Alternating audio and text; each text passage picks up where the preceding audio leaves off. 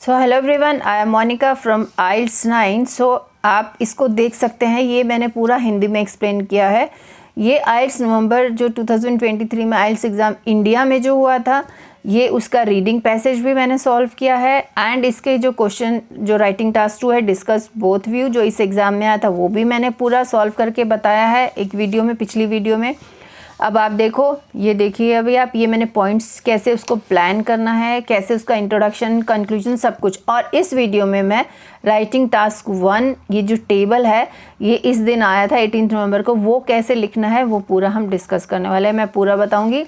ये इसके लिए आप पिछली वीडियो में जाइए। ये वाली जो है, ये मैं ये भी मैं डाल चुकी हूँ, अगर नहीं डाली तो कल डाल दूँगी। तो आज हम ये इसमें मैं ये हम डिस्कस करने वाले हैं। ये जो रीडिंग टास्क 1 जो रीडिंग है, ये इंडिया में आई थी, तो ये जो घूम फिर के अपने नेबरिंग कंट्रीज़ में भी आ सकती है कुछ दिनों के बाद, ठीक है। तो स्टार्ट करते हैं। राइटिंग टास्क 1 को कैसे लिखना है, कैसे कोई टेबल आता है तो उसको कैसे एनालाइज करना है, ये अभी मैंने इंग्लिश की वीडियो बनाई थी, don't worry.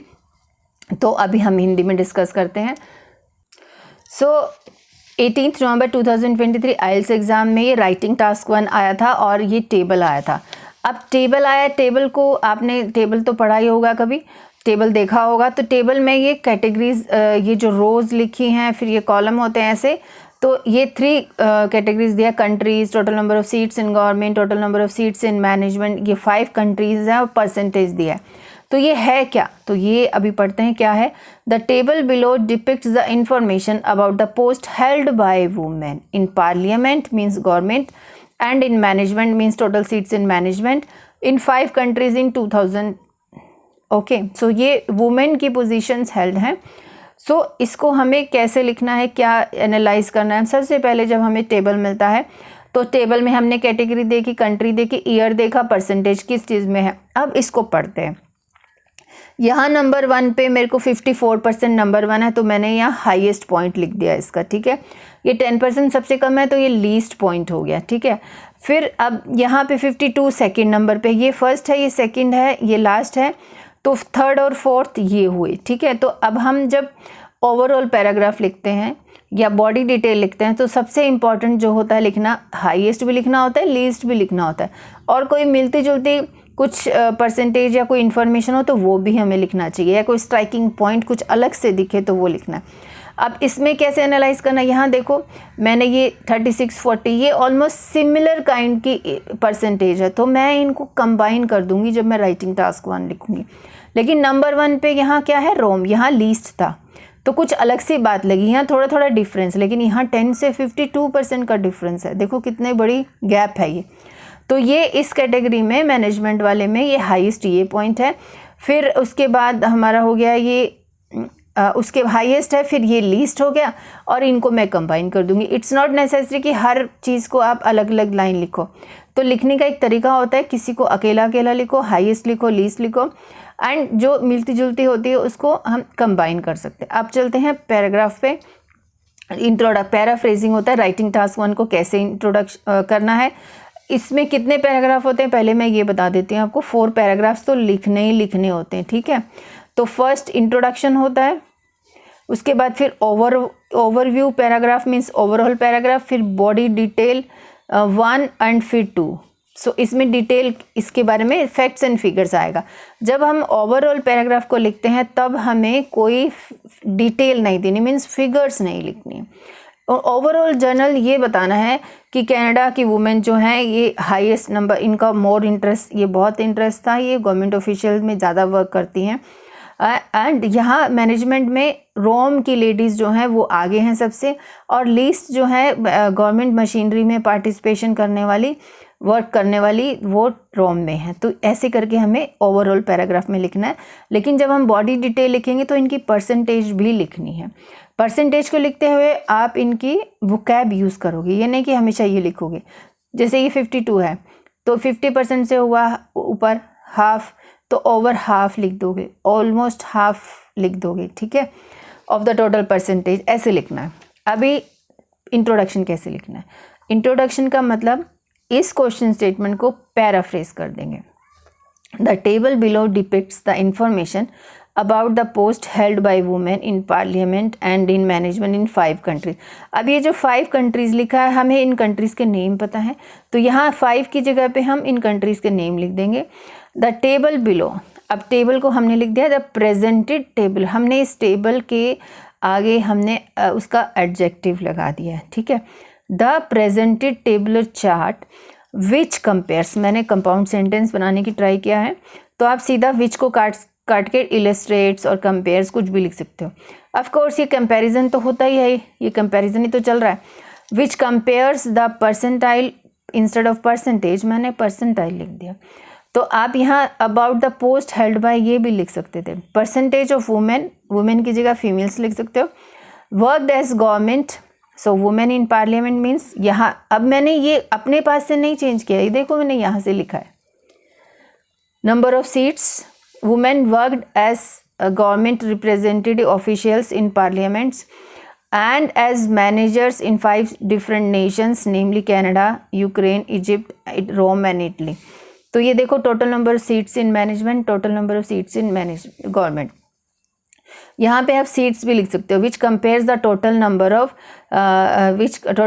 Women which compares the total number of seats in government and seats in management by women, ऐसे करके आप लिख सकते हो इन 5 different nations। फिर इन nations के नाम लिख दिए, इन particular time period in the year 2000, ऐसे इसको लिखना है। एंड इसके बाद ये जो लाइन है ये भी लिखनी चाहिए, the statistical data is represented in percentages. यहाँ तो परसेंटेज था इसलिए परसेंटेजेस, अदरवाइज यहाँ कोई भी जो भी इंफॉर्मेशन होती है, अगर यूरोज़ में हो तो यूरोज़ लिखोगे, अगर आप केजी में है तो केजी में लिखोगे, लीटर्स है या कुछ भी जो भी इनके आगे दिया होता है तो वो आप लिखोगे। तो ये हुआ हमारा इंट्रोडक्शन, परफेक्ट इंट्रोडक्शन है, इसको ऐसे ही लिखिएगा ज़्यादा बेटर। अब ओवरऑल पैराग्राफ, अब ओवरऑल पैराग्राफ कैसे लिखना है। अब ओवरऑल पैराग्राफ की काफ़ी सारी लाइनें हैं जो स्टार्ट कर सकते हो, जैसे मैंने यहाँ लिखना भूल गई थी overall it can be seen that, और overall it is manifest from the given data table data that. यहाँ तक तो आप रेडीमेड लाइन लिखिएगा, ये सबसे अच्छी लाइन है, बहुत अच्छा सेंटेंस स्ट्रक्चर है, इसको लिखना है। तो ओवरव्यू हमें क्या मिलता है, जैसे मैंने बताया था, ये हाईएस्ट है, ये लीस्ट है, ये सिमिलर काइंड का है, ये कुछ है, ऐसी चीज़ें हम लिखेंगे बट विदाउट फिगर्स।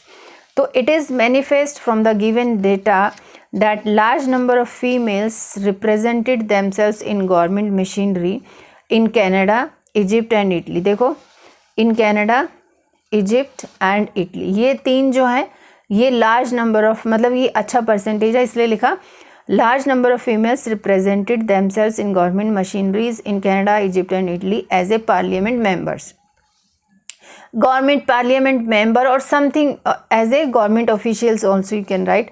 वेयरएस, अब इसके बारे में बात कर लें। Whereas in Rome and Ukraine where women worked as, अब देखो रोम ये हुआ एंड यूक्रेन, ये इन दोनों में ज़्यादा है percentage. Whereas Rome and Ukraine where women worked as management sectors in more number, in more percentage you can cite, in more numbers or percentage। बस इतना सा कंपैरिजन दिया, ठीक है। और एक और लाइन लिख सकते हो, क्योंकि जो मैंने बताया था यहाँ काफ़ी डिस्क्रिपेंसी है, मतलब काफ़ी डिफरेंस है इसमें। यहाँ तो 10% ही कर रही हैं रोम वाली, और यहाँ पे मैनेजमेंट में 52%। तो एक और लाइन इसमें ऐड कर सकते हैं। Finally, it is interesting to note that the discrepancy or difference among female workers in both departments was seen in Rome। So ये लाइन भी उसी की है, स्पेस कम बची थी इसलिए मैंने यहाँ नहीं लिख पाई, ठीक है। तो ये हुआ हमारा ओवरऑल पैराग्राफ यहाँ तक, और वो जो ग्रीन वाली जो मैंने दिखाई ये वाला भी, ये वाली लाइन भी इसी की है, ठीक है। अब चलते हैं इसको कैसे बॉडी पैराग्राफ लिख। अभी आपको ये तो समझ में आ गया इंट्रोडक्शन, ओवरऑल पैराग्राफ। अब इसकी बॉडी डिटेलिंग कैसे लिखनी है। अब आपको पता है 4 पैराग्राफ्स तो होते हैं, introduction, overall, body detail 1, body detail 2।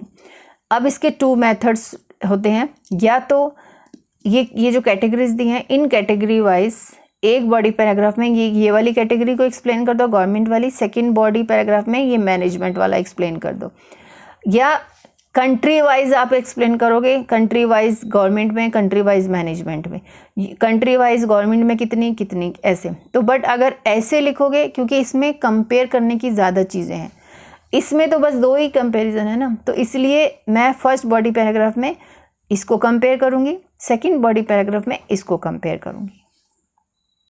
अब इसको कैसे स्टार्ट करना है, अब बहुत सारे स्टूडेंट्स को प्रॉब्लम आती है कैसे स्टार्ट करना है पैराग्राफ।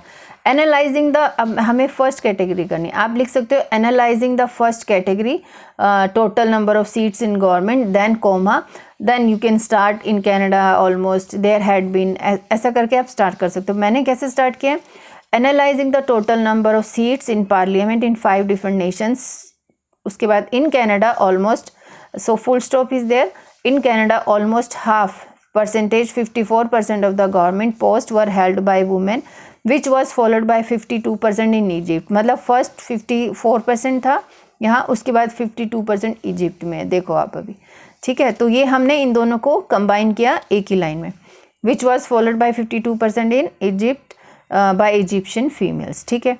अब नेक्स्ट चलते हैं, अब लीस्ट की बात कर दी मैंने, जो 10% हमारा जो लीस्ट है ये, it is worth noted that Rome had least participants in government machinery at 10% only, and after that Ukraine had 23% worked in politics, and after that, or you can just write moreover, okay, or while that Ukraine had 23% women worked in political government affairs. Last but not the least, 40% of females were part of official working in Italy। और so I have just मैंने क्या किया है इसमें, पहले ज़्यादा दे दिया, first का दिया, फिर सेकंड, फिर लीस्ट का दे दिया बीच में, थोड़ा सा ट्विस्ट लाने के लिए, फिर मैंने जो लास्ट की 2 बची थी उनके बारे में भी बता दिया। बल्कि मुझे ये 40% यहाँ इसके बाद ही लेनी चाहिए। The third position held by Italy ladies, Italy women, which was around 40%। ये आई थिंक ये ऊपर आना चाहिए था, उसके बाद फिर लीस्ट और ये 23% की बात करनी चाहिए थी। कोई बात नहीं, लिखने का स्टाइल है, हमने एटलीस्ट सभी इंफॉर्मेशन तो दी ना, डिटेल देना इम्पॉर्टेंट है। अब चलते हैं सेकंड कैटेगरी, इस कैटेगरी में एक बार देख लेते हैं फिर से। ये 3 को मैं एक में कंबाइन कर दूंगी, ये हाईएस्ट और ये लीस्ट है, ये भी सिंपल है। चलो चलते हैं अभी मूविंग फर्दर, ये देखो अब मैंने क्या लिखा है यहाँ पे, moving further in the management sector, ठीक है। कैसे स्टार्ट किया, moving further in the management sector, it can be seen that the scenario was seen different था।